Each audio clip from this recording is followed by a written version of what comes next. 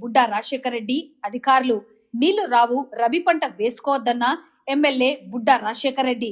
ఆళ్లగడ్డ నియోజకవర్గంకు నీళ్లు ఇస్తారా ఇవ్వరా అంటూ ఇరిగేషన్ అధికారులను నిలదీసిన ఎమ్మెల్యే భూమా అఖిలప్రియ.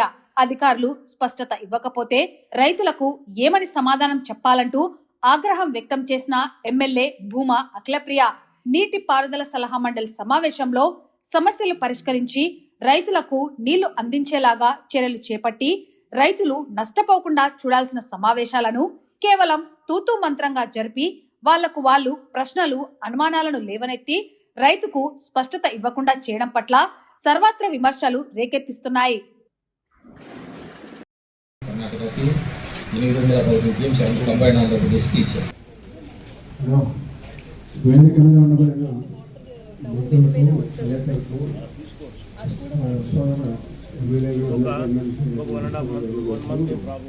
కడప జిల్లా తెలుగుకు సంబంధించి ఏంటి ఎంతవరకు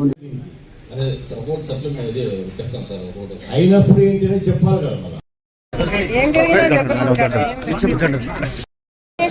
అన్ని కాన్స్టిట్యూన్సీకి ఇచ్చినారు.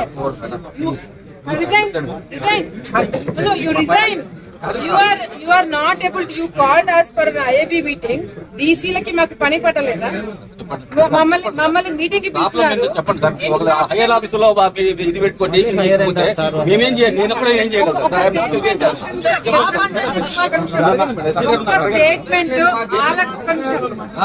స్టేట్మెంట్ ఆలగడ్డకి నీళ్ళు ఎట్లా వస్తాయని ఒక క్లారిటీ మీరు ఇవ్వగలిగారా? ఏమిచ్చినావు? ఎన్నిసార్లు అడుగుతా చెప్తున్నారు మీరు ఆ మాట?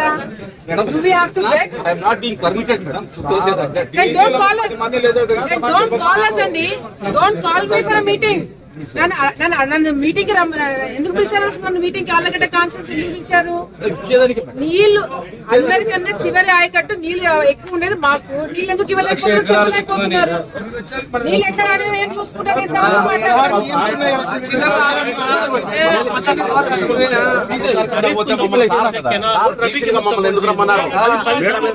మేమేం చెప్పాలి? రైతులు పోయి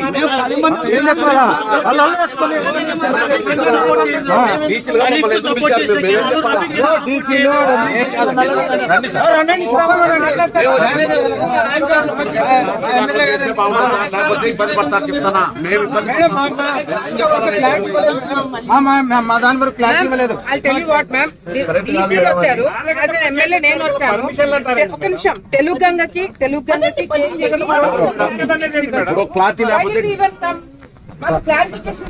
మేమేం చెప్పాలి మేడం? కింద పోయి డీసీ రైతులకు ఏం చెప్పాలా? మందులు నాకు సత్య పరిస్థితి.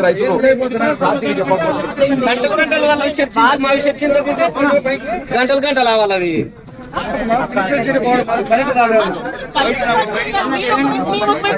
మేడం మేము కింద ఉన్నాం మేడం.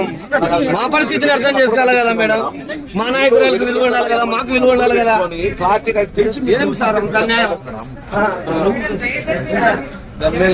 తెలిసి కూడా సబ్జెక్ట్ చెప్పడం లేదా? ఏం విలువ ఉందా కదా?